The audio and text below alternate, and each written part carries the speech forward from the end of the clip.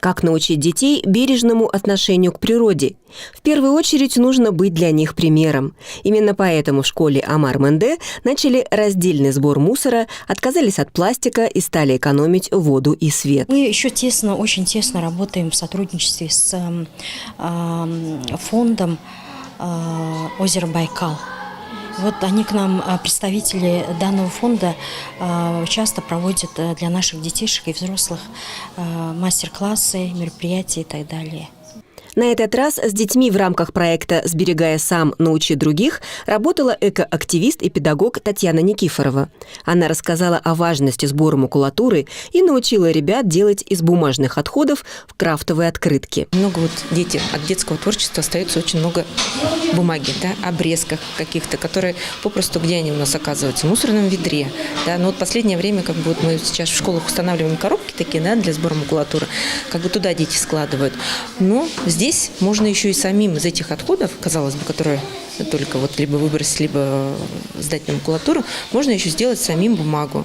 Причем она такая интересная получается, дизайнерская уже. Ребята. Что это? Чудо? Такие мастер-классы интересны не только детям, но и их родителям. А знания, которые ребята приносят из школы домой, часто помогают всей семье начать мыслить экологично. Во время этих занятий, кроме того, что сейчас преподают, готовят школу, кроме этого дополнительно проводится, как сегодня внизу смотрели, мастер-класс по экологическим вопросам. Это вообще очень хорошая, поучительная вещь.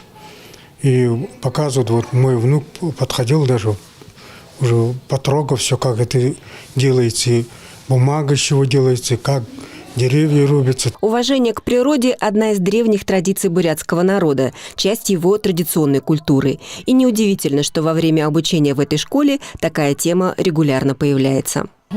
Во время обучения бурятского языка, конечно, мы затрагиваем задачи, цели о бережном отношении к нашей природе. Бывает комплекс занятий о экологическом отношении к нашей природе. Например, скажем, «Береги Байкал», «Давайте беречь природу» и другие. Проект «Сберегая сам, научи других» разработал отель «Байкал Плаза». Он стал победителем грантового конкурса фонда «Озеро Байкал». Команда отеля обучает экологичному мышлению своих сотрудников и клиентов. А кроме того, в рамках проекта уже провела несколько мастер-классов по экологии для взрослых и детей.